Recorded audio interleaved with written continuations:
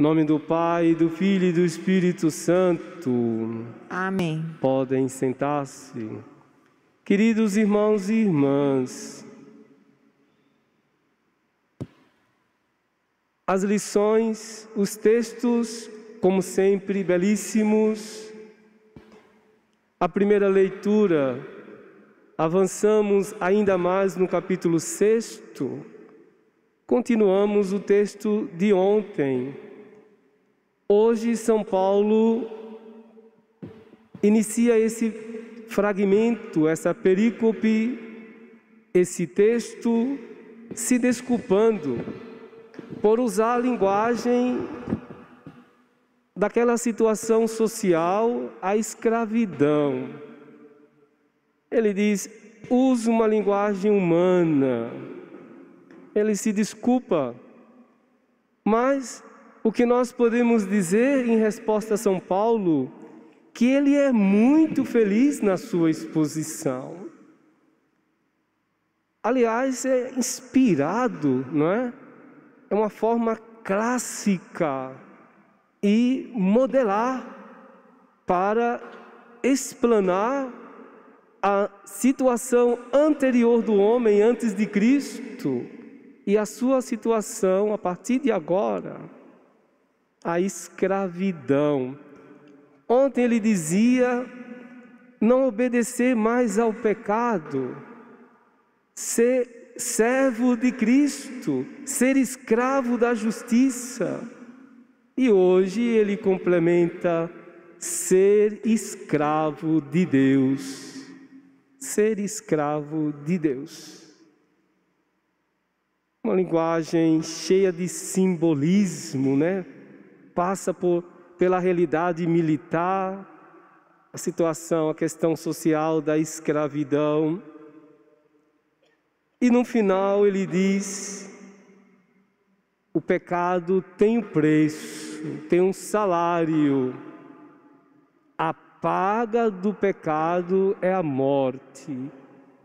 Ele usa a expressão realmente salário para indicar um pagamento regular. Claro que, embora o fiel experimente uma libertação do pecado pelo batismo, não quer dizer que o fiel não venha recair no pecado, né? Então a questão, esse cuidado para não voltar à obediência ao pecado, mas à obediência a Deus. E no final ele diz, a vida eterna, pelo contrário, é um dom.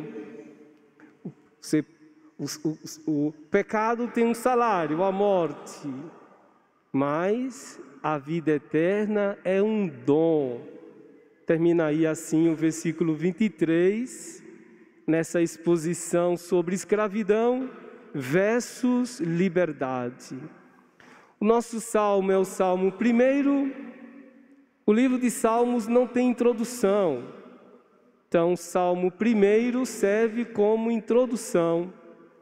Por gênero, é um salmo de sabedoria.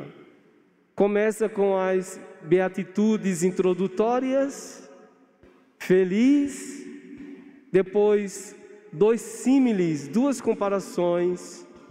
O fiel, que na Escritura é chamado de justo, ele é comparado a uma árvore verde.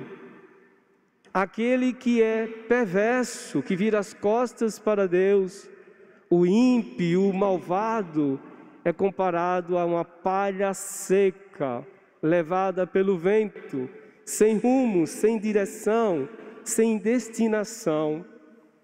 O nosso Evangelho, Lucas, continua com as lições para o discipulado. E hoje trazendo 2 conceitos importantes. Conceito do fogo, uma simbologia, uma metáfora para a purificação. A mensagem de Jesus Cristo é uma mensagem de purificação. E a linguagem, o conceito, a metáfora da divisão. a guerra, não é? Não que ele não venha trazer a paz, pelo contrário, o Evangelho de Lucas é o Evangelho de paz. Mas por que a divisão? A divisão é o efeito colateral não desejado. Porque nessa caminhada para Jerusalém, começou lá no capítulo 9, versículo 31, nessa jornada para o seu batismo, ali, nesse segmento, acontecem as adesões ou não. Adesão ou não a Cristo. E dessa adesão ou não é que segue a divisão, pai contra filho, filho contra pai, e assim por diante. Portanto, a divisão, a oposição, essa oposição que Cristo sofre, os discípulos e a igreja, é até inerente, é até parte desse segmento.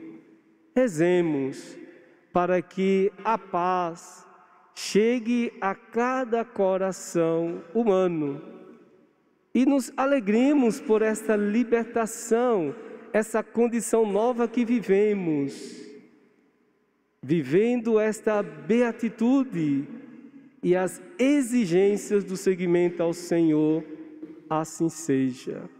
Em nome do Pai, e do Filho e do Espírito Santo.